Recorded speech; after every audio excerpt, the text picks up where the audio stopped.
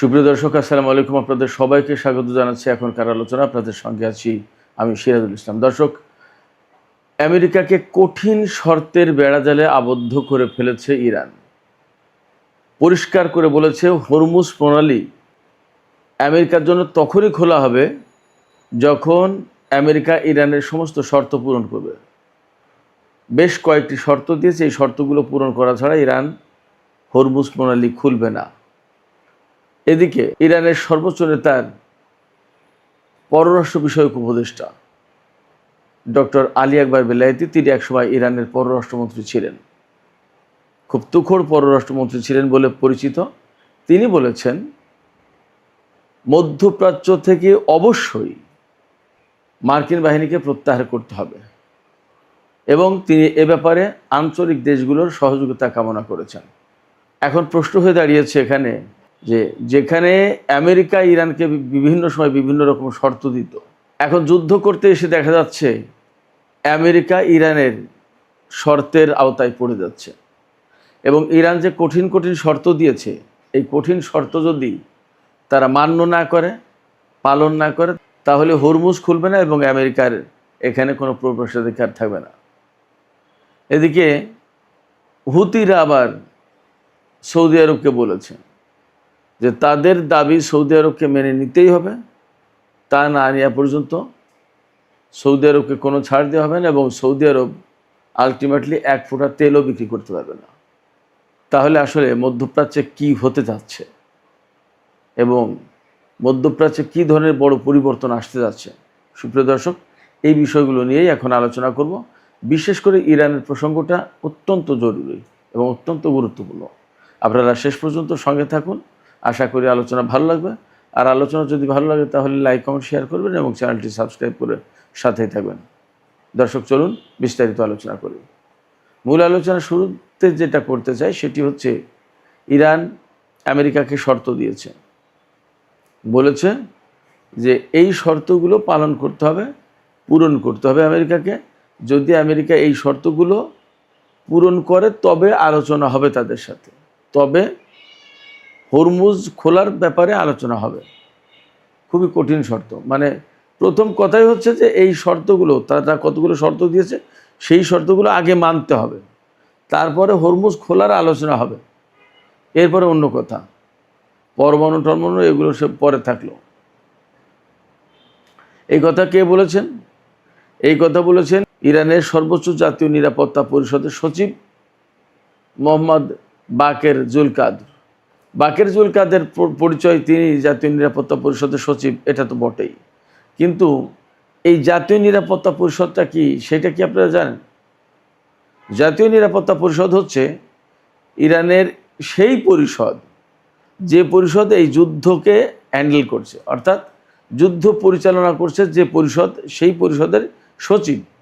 তার মানে তিনি কার্যত এই পরিষদের প্রধান, আর সর্বোচ্চ নেতা হচ্ছে পদাধিকার বলে বা যেভাবে তিনি এই পরিষদের প্রধান, সর্বোচ্চ নেতা। আর সচিব কার্যত তিনি সব কাজ পরিচালনা করেন। এই বাকের জুলকাদর, তিনি কিন্তু একসময় আইআরজিসিতে ছিলেন। জাতীয় নিরাপত্তা পরিষদের পক্ষ থেকে সচিব হিসেবে বাকের জুলকাদর আমেরিকার জন্য শর্তগুলো প্রকাশ করেছেন। শর্তগুলো কি কি? একদম সর্বপ্রথম শর্ত, আমেরিকাকে তার আচরণ পরিবর্তন করতে হবে। এই আচরণ না পরিবর্তন করলে হরমুজ খোলা হবে না। তারপরে শর্ত কি? আমেরিকাকে হুমকি দেওয়া বন্ধ করতে হবে, অর্থাৎ আমেরিকা ইরানকে আর হুমকি দিতে পারবে না, একদিনের জন্য না, একদিন একবারের জন্য হুমকি দিতে পারবে না, হুমকি দেওয়া বন্ধ করতে হবে। ইরানের যে সমস্ত পবিত্র আচার আচরণ, ধর্মীয় বিষয় যেগুলো আছে, এগুলো নিয়ে কখনো আমেরিকা কোনোদিন ইনসাল্ট করতে পারবে না। ইরানের আশপাশে, অর্থাৎ হরমুজ প্রণালী এলাকায় বা আরও কোথাও কোথাও আমেরিকার পক্ষ থেকে যে ব্লকেড সৃষ্টি করে রাখা হয়েছে বা যে সমস্ত ব্লকেড আছে, এই ব্লকেডগুলো তুলে নিতে হবে। একদম হরমুজ খোলার আলোচনার আগে এই কাজগুলো করতে হবে। এরপরে আমেরিকা এবং ইসরায়েল ইরানের বিরুদ্ধে 2 দফা যুদ্ধ করেছে। 2025 সালের জুন মাসে 12 দিনের যুদ্ধ, আর এবছরে অর্থাৎ 2026 সালের 28 ফেব্রুয়ারি থেকে এই পর্যন্ত যে সমস্ত সংঘাত সংঘর্ষ যুদ্ধ চলল, এই জন্য যে ক্ষতি হয়েছে ইরানের আমেরিকার হামলায় বা ইসরায়েলের হামলায়, এখানে ইসরায়েলের কথা উল্লেখ নেই, কিন্তু ইসরায়েল তো গুরুত্বপূর্ণ পার্টনার আমেরিকার। সেক্ষেত্রে এই যুদ্ধের টোটাল যে ক্ষয়ক্ষতি হয়েছে সেই ক্ষতিপূরণ দিতে হবে, অর্থাৎ ক্ষতিপূরণ দিতে হবে। সেটা কত ডলার সম্ভবত ইরানের কাছে হিসেব আছে, আরও পরে হিসেব হয়তো নতুন করে দেওয়া হবে। এরপরে ইরানের উপর থেকে সমস্ত নিষেধাজ্ঞা প্রত্যাহার করতে হবে, ইরানের উপর থেকে নিষেধাজ্ঞা প্রত্যাহার করে নিতে হবে। আর বিদেশে আটকে থাকা ইরানের যে সমস্ত অর্থ, এই অর্থগুলো ছাড় করতে হবে, ছেড়ে দিতে হবে, আটকে রাখা যাবে না। এই শর্তগুলো যদি পালন করে আমেরিকা, তবে হরমুজ প্রণালীর খোলা নিয়ে আলোচনায় বসতে রাজি আছে ইরান।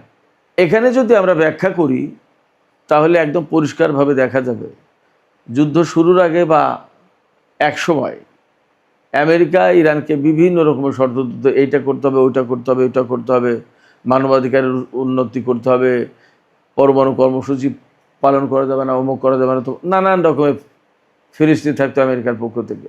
এখন যুদ্ধের পরে সিচুয়েশনটা কীভাবে পাল্টে গেল, ইরান আমেরিকাকে শর্ত দিচ্ছে যে আমেরিকা যদি ইরানের সাথে আলোচনা করতে চায় হরমুজ প্রণালী খোলার ব্যাপারে, তাহলে এই শর্তগুলো পালন করতে হবে, পূরণ করতে হবে। এবং এখানে সবচেয়ে বড় ব্যাপার, আমেরিকা একসময় ইরানকে বলতো তার বিহেভিয়ার চেঞ্জ করতে হবে, এখন ইরান আমেরিকাকে বলছে তার বিহেভিয়ার চেঞ্জ করতে হবে, তার আচরণ পরিবর্তন করতে হবে। আচরণ পরিবর্তন করার মানে কি? আচরণ পরিবর্তন করার মানে ইরান এটা বোঝাচ্ছে যে আমেরিকা যে হুমকি দিয়ে কথা বলে, যুদ্ধ শুরু করে দেয় বা অবরোধ করে, কথায় কথায় নিষেধাজ্ঞা দেয়, কোথায় কোথায় ভয় দেখায়, কোথায় কোথায় ইরানের সংস্কৃতি বা কৃষ্টি কালচার নিয়ে নানা রকমের ইনসাল্ট করে, অপমানজনক কথা বলে, এইগুলো মিসবিহেভিয়ার, মিসকন্ডাক্ট হিসেবে ইরান ভাবছে। এবং সেই জন্য বলেছে যে আমেরিকাকে তার আচরণ পরিবর্তন করতে হবে। ইতিহাস রিপিট করলো নিজেকে, যে কথা ইরানকে আমেরিকা বলতো, এখন সেই কথা ইরান আমেরিকাকে বলছে। শুধু তাই না, ইরানের পক্ষ থেকে আমেরিকাকে এই কথা জানিয়ে দেওয়া হয়েছে, তাকে স্মরণ করিয়ে দেওয়া হয়েছে যে 267 বছরের ইতিহাসে আমেরিকার, এই 267 বছরের ইতিহাসে আমেরিকা 150টি দেশে ইন্টারফেয়ার করেছে, হস্তক্ষেপ করেছে, এবং এই সমস্ত দেশের রাজনৈতিক ভাগ্য বদলে দিয়েছে। অর্থাৎ এই সমস্ত জায়গায় বিভিন্ন সময় সামরিক অভ্যুত্থান ঘটিয়ে, কূ ঘটিয়ে, কেওয়াসকন্দ লাগিয়ে, নাশকতা চালিয়ে, অন্তর্ঘাতমূলক তৎপরতা চালিয়ে সরকার পরিবর্তন করে দিয়েছে, মারামারি, কেওয়াসকন্দল, বিভিন্ন রকম সংকট তৈরি করে দিয়েছে। এবং যেখানে হয়তো নির্বাচিত সরকার ছিল, সেই নির্বাচিত সরকারকে উৎখাত করে সেনাশাসিত সরকার দিয়েছে, বিভিন্ন সময় বিভিন্ন রকম করেছে। ইরানের পক্ষ থেকে আমেরিকাকে স্মরণ করে দেওয়া হচ্ছে যে তোমাদের ইতিহাস মোটমাট 267 বছরের ইতিহাস, 267 বছরের ইতিহাসে 150টি দেশে তোমরা রাজনৈতিক ভাগ্য পরিবর্তন করে দিয়েছ, সেই সমস্ত দেশে হস্তক্ষেপ করে। ইরানের 3000 বছরের বেশি ইতিহাস ঐতিহ্য, ইরান এই কাজগুলো করেনি। এদিকে ইরানের আইআরজিসির পক্ষ থেকে বলা হয়েছে যে হরমুজ প্রণালী শুধু ইরানের কাছে একটি বাণিজ্যিক রুট নয়, বরং এটি শক্তির গুরুত্বপূর্ণ উৎস। ইরানের ভৌগোলিক অবস্থানের কারণে এই শক্তির উৎসকে ইরান কাজে লাগাবে, ব্যবহার করবে। তার মানে হরমুজ প্রণালী তারা যে কন্ট্রোল করছে সেটা করবে। এদিকে আরেকটি খবর দিয়ে আমি ইরান আমেরিকা প্রসঙ্গটা শেষ করতে চাই। সেটি হচ্ছে আমেরিকার আর্মির যিনি চিফ অফ স্টাফ পদত্যাগ করেছেন, জেনারেল র্যান্ডি জর্জ। এই র্যান্ডি জর্জ পদত্যাগের আগে একটা কথা বলেছিলেন, সেই কথা এখন সামাজিক মাধ্যমে একদম সয়লাভ হয়ে গেছে, ভেসে বেড়াচ্ছে ব্যাপকভাবে। সেই কথাটা হচ্ছে এই যে ডোনাল্ড ট্রাম্পের মানসিক অবস্থা নিয়ে তিনি খুবই উদ্বিগ্ন। তিনি বলেছেন যে আমি তার মানসিক স্বাস্থ্য নিয়ে, তার মানসিক অবস্থা নিয়ে আমি উদ্বিগ্ন। তিনি মানসিকভাবে সুস্থ আছেন কিনা সেটা প্রশ্ন। এই জন্য তাকে জরুরি ভিত্তিতে হাসপাতালে ভর্তি করা দরকার। একেবারে সরাসরি অভিযোগ করে বলেছেন জেনারেল র্যান্ডি জর্জ। তিনি বলেছেন যে এই ডোনাল্ড ট্রাম্পের কারণে আমেরিকার সামরিক বাহিনী ধ্বংসের মধ্যে পড়ে যাচ্ছে। তিনি ধ্বংসের দিকে টেনে নিয়ে যাচ্ছেন ইরানের সশস্ত্র বাহিনী বা সামরিক বাহিনী, যাই বলেন।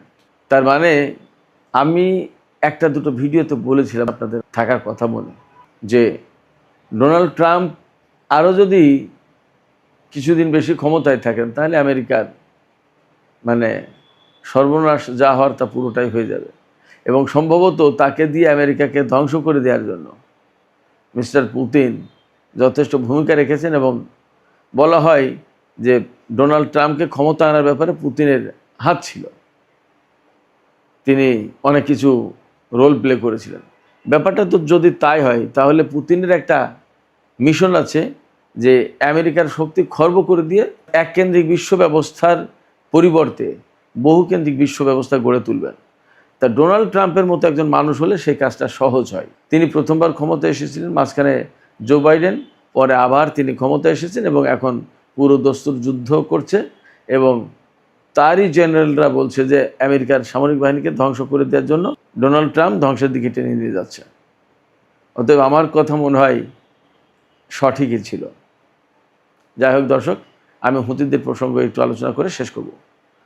ইয়েমেনের হুতিদের সামরিক বাহিনী যেটা, তার মুখপাত্র ব্রিগেডিয়ার জেনারেল ইয়াহিয়া সারি তিনি বলেছেন সামরিক বাহিনীর পক্ষ থেকে বা ইয়েমেন গভর্নমেন্টের পক্ষ থেকে, হুতি সমর্থিত গভর্নমেন্ট যেটা, তাদের পক্ষ থেকে, যে সৌদি আরব যদি ইয়েমেনের দাবি মেনে নেয়, অর্থাৎ হুতি সমর্থিত সরকারের দাবি মেনে নেয়, তবেই শুধুমাত্র তারা তেল রপ্তানি করতে পারবে, তাছাড়া এক ফোঁটা তেলও রপ্তানি করতে পারবে না।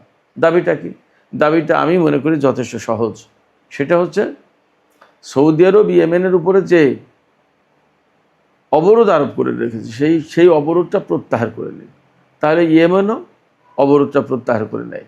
আজ 12 বছর যাবৎ সৌদি আরব ইয়েমেনের বিরুদ্ধে যুদ্ধ করেছে এবং 12 বছর যাবৎ অবরোধ দিয়ে রেখেছে। এই অবরোধ দিয়ে প্রতিবেশী দেশ তার অধিকার ধ্বংস করা হচ্ছে। ভ্রাতৃপ্রতি মুসলিম দেশ, প্রতিবেশী দেশ, কত অধিকারী তার ছিল সৌদি আরবের কাছে, কোনো কিছুই তার থাকছে না। সবচেয়ে বড় কথা, 2021 সালে সৌদি আরব এবং ইয়েমেনের মধ্যে যুদ্ধবিরতি হয়েছে। যুদ্ধবিরতির পরে কেন ইয়েমেনের বিরুদ্ধে অবরোধ থাকবে? এবং এখন মধ্যপ্রাচ্যে যখন একটা ক্রিটিক্যাল অবস্থা, সেই অবস্থায় কেন সৌদি আরব ইয়েমেনের উপর অবরোধ আরোপ করে রাখবে? ইরানের একটি বেসামরিক বিমান ইয়েমেনের রাজনৈতিক নেতাদেরকে আনতে গিয়েছিল সর্বোচ্চ নেতা আয়াতুল্লাহ আলী খামেনির জানাজায় অংশগ্রহণের জন্য, এবং তাদেরকে পৌঁছে দিয়েছে।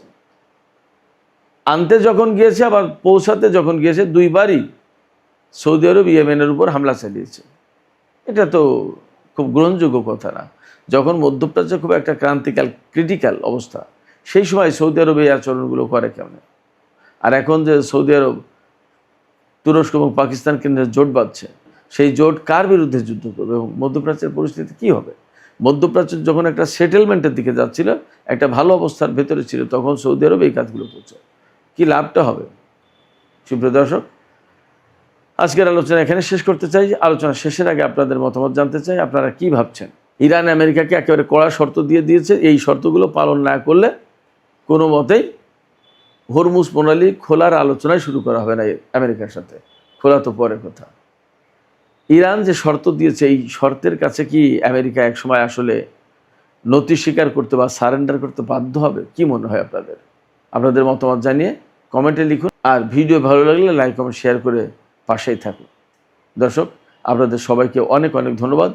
আল্লাহ হাফেজ।